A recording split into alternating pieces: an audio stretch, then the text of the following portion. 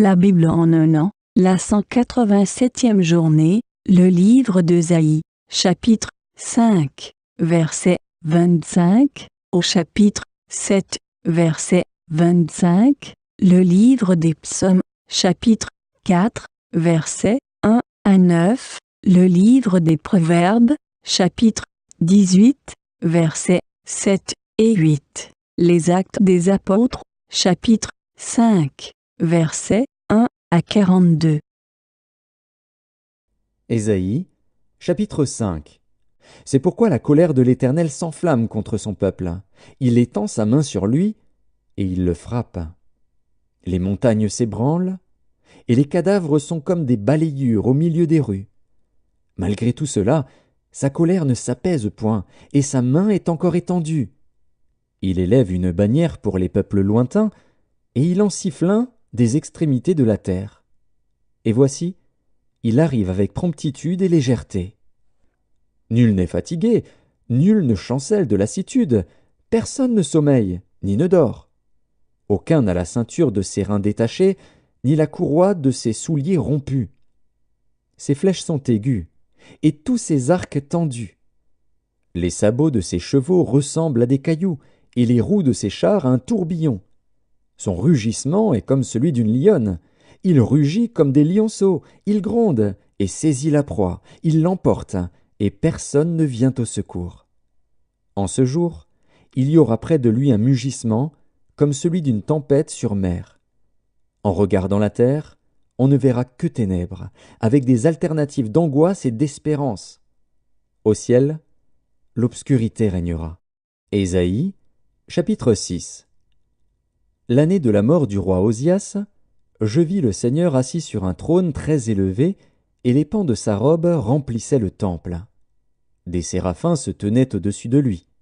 Ils avaient chacun 6 ailes, 2 dont ils se couvraient la face, 2 dont ils se couvraient les pieds, et 2 dont ils se servaient pour voler. Ils criaient l'un à l'autre, et disaient « Saint, Saint, Saint est l'Éternel des armées. Toute la terre est pleine de sa gloire. » Les portes furent ébranlées dans leurs fondements par la voix qui retentissait, et la maison se remplit de fumée. Alors je dis, Malheur à moi! Je suis perdu, car je suis un homme dont les lèvres sont impures. J'habite au milieu d'un peuple dont les lèvres sont impures, et mes yeux ont vu le roi, l'Éternel des armées. Mais l'un des séraphins vola vers moi, tenant à la main une pierre ardente, qu'il avait prise sur l'autel avec des pincettes. Il en toucha ma bouche et dit « Ceci a touché tes lèvres. Ton iniquité est enlevée et ton péché est expié. » J'entendis la voix du Seigneur, disant « Qui enverrai-je et qui marchera pour nous ?» Je répondis « Me voici, envoie-moi. » Il dit alors « Va et dis à ce peuple, vous entendrez et vous ne comprendrez point. Vous verrez et vous ne saisirez point. Rends insensible le cœur de ce peuple, endurcis ses oreilles, et bouche-lui les yeux, pour qu'il ne voie point de ses yeux, n'entende point de ses oreilles, ne comprenne point de son cœur, ne se convertisse point et ne soit point guéri. Je dis, Jusqu'à quand, Seigneur? Et il répondit, Jusqu'à ce que les villes soient dévastées et privées d'habitants, jusqu'à ce qu'il n'y ait personne dans les maisons, et que le pays soit ravagé par la solitude, jusqu'à ce que l'Éternel ait éloigné les hommes, et que le pays devienne un immense désert. Et s'il y reste encore 1/10 des habitants, ils seront à leur tour anéantis. Mais, comme le térébinthe et le chêne conservent leurs troncs quand ils sont abattus, une sainte postérité renaîtra de ce peuple. Ésaïe, chapitre 7. Il arriva, du temps d'Akaz, fils de Jotham, fils d'Ozias, roi de Juda, que Rétzin, roi de Syrie, monta avec Pékash, fils de Remalia, roi d'Israël, contre Jérusalem pour l'assiéger. Mais il ne put l'assiéger. On vint dire à la maison de David, « Les Syriens sont campés en Éphraïm. » Et le cœur d'Akaz et le cœur de son peuple furent agités, comme les arbres de la forêt sont agités par le vent. Alors l'Éternel dit à Ésaïe, « Va à la rencontre d'Akaz, toi et Shéar, Jashub, ton fils, vers l'extrémité de l'aqueduc de l'étang supérieur, sur la route du champ du Foulon.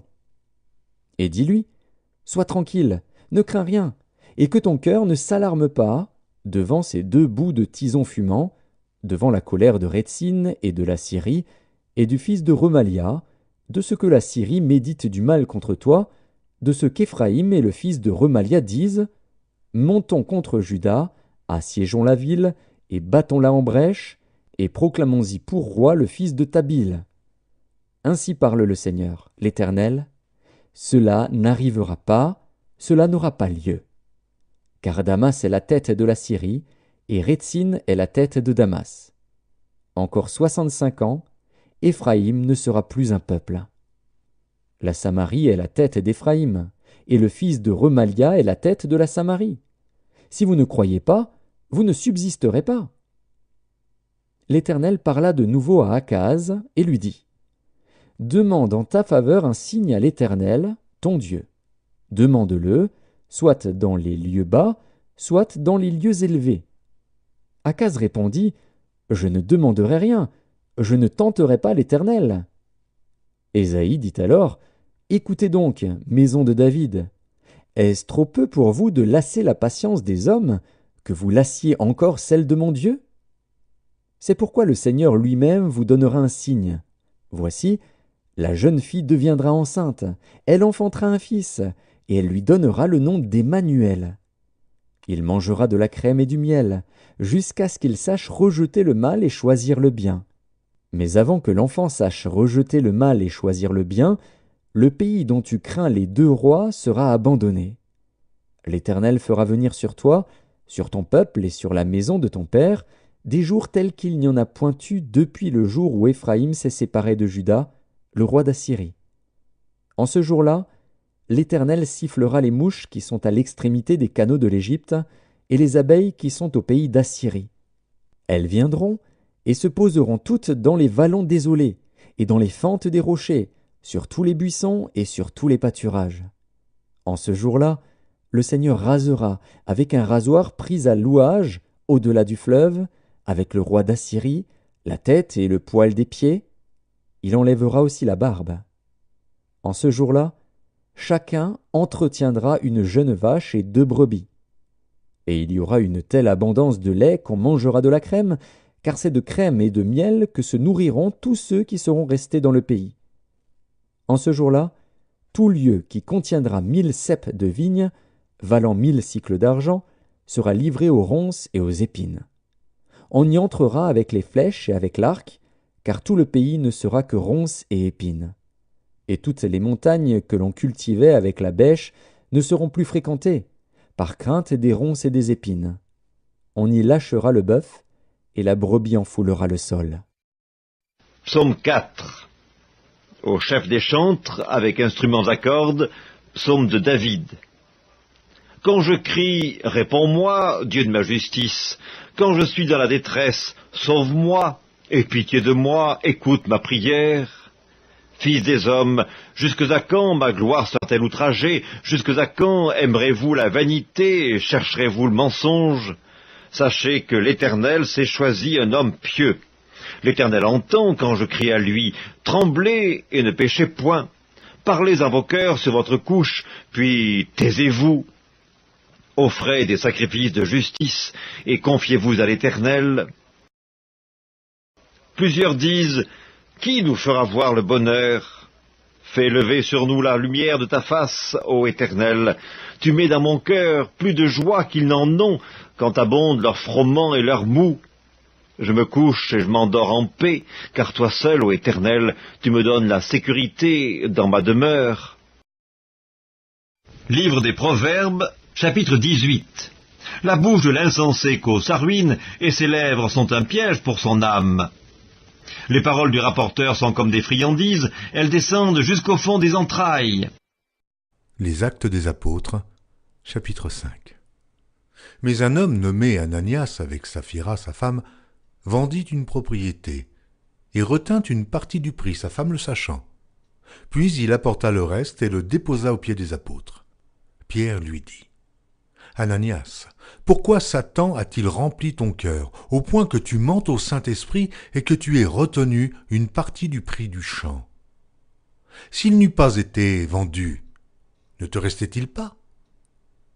Et après qu'il a été vendu, le prix n'était-il pas à ta disposition? Comment as-tu pu mettre en ton cœur un pareil dessein? Ce n'est pas à des hommes que tu as menti, mais à Dieu. Ananias, entendant ces paroles, tomba et expira. Une grande crainte saisit tous les auditeurs. Les jeunes gens s'étant levés, l'enveloppèrent, l'emportèrent et l'ensevelirent. Environ 3 heures plus tard, sa femme entra sans savoir ce qui était arrivé. Pierre lui adressa la parole. « Dis-moi, est-ce à un tel prix que vous avez vendu le champ ?»« Oui, répondit-elle, c'est à ce prix-là. » Alors Pierre lui dit, « Mais comment vous êtes-vous accordé pour tenter l'Esprit du Seigneur? Voici, ceux qui ont enseveli ton mari sont à la porte, et ils t'emporteront. » Au même instant, elle tomba aux pieds de l'apôtre et expira. Les jeunes gens étant entrés, la trouvèrent morte. Ils l'emportèrent et l'ensevelirent auprès de son mari. Une grande crainte s'empara de toute l'assemblée et de tous ceux qui apprirent ces choses. Beaucoup de miracles et de prodiges se faisaient au milieu du peuple par les mains des apôtres. Ils se tenaient tous ensemble au portique de Salomon, et aucun des autres n'osait se joindre à eux, mais le peuple les louait hautement.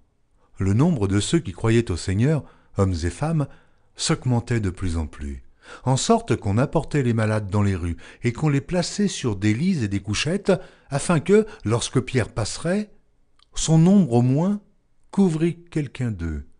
La multitude accourait aussi des villes voisines à Jérusalem, amenant des malades et des gens tourmentés par des esprits impurs, et tous étaient guéris. Cependant, le souverain sacrificateur et tous ceux qui étaient avec lui, à savoir le parti des Sadducéens, se levèrent, remplis de jalousie, mirent les mains sur les apôtres et les jetèrent dans la prison publique. Mais un ange du Seigneur, ayant ouvert pendant la nuit les portes de la prison, les fit sortir et leur dit « Allez, tenez-vous dans le temple et annoncez au peuple toutes les paroles de cette vie. » Ayant entendu cela, ils entrèrent dès le matin dans le temple et se mirent à enseigner.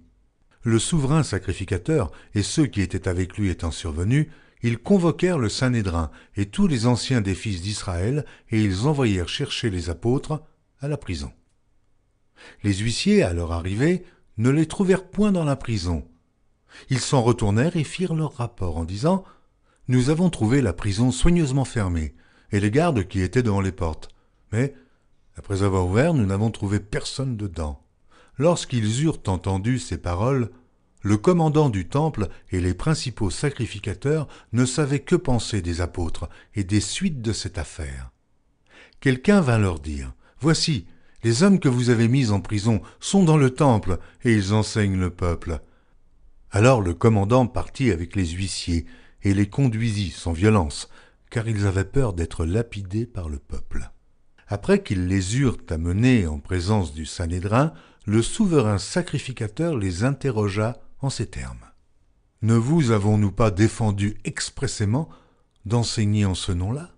Et voici, vous avez rempli Jérusalem de votre enseignement, et vous voulez faire retomber sur nous le sang de cet homme. » Pierre et les apôtres répondirent, « Il faut obéir à Dieu plutôt qu'aux hommes. Le Dieu de nos pères a ressuscité Jésus, que vous avez tué en le pendant au bois. Dieu l'a élevé par sa droite, comme prince et sauveur, pour donner à Israël la repentance et le pardon des péchés. Nous sommes témoins de ces choses, de même que le Saint-Esprit que Dieu a donné à ceux qui lui obéissent. » Furieux de ces paroles, il voulait les faire mourir. Mais un pharisien nommé Gamaliel, docteur de la loi, estimé de tout le peuple, se leva dans le Sanhédrin et ordonna de faire sortir un instant les apôtres. Puis il leur dit « Hommes israélites, prenez garde à ce que vous allez faire à l'égard de ces gens. Car il n'y a pas longtemps que parut Theudas, qui se tenait pour quelque chose et auquel se rallièrent environ 400 hommes. Il fut tué, et tous ceux qui l'avaient suivi furent mis en déroute et réduits à rien. Après lui parut Judas, le Galiléen, à l'époque du recensement, et il attira du monde à son parti. Il périt aussi, et tous ceux qui l'avaient suivi furent dispersés. Et maintenant je vous le dis, ne vous occupez plus de ces hommes, et laissez-les aller. Si cette entreprise ou cette œuvre vient des hommes, elle se détruira. Mais si elle vient de Dieu, vous ne pourrez la détruire. Ne courez pas le risque d'avoir combattu contre Dieu. Ils se rangèrent à son avis, et ayant appelé les apôtres, ils les firent battre de verges. Ils leur défendirent de parler au nom de Jésus, et ils les relâchèrent. Les apôtres se retirèrent de devant le Sanhédrin, joyeux d'avoir été jugés dignes de subir des outrages pour le nom de Jésus. Et chaque jour dans le temple et dans les maisons, ils ne cessaient d'enseigner et d'annoncer la bonne nouvelle de Jésus-Christ.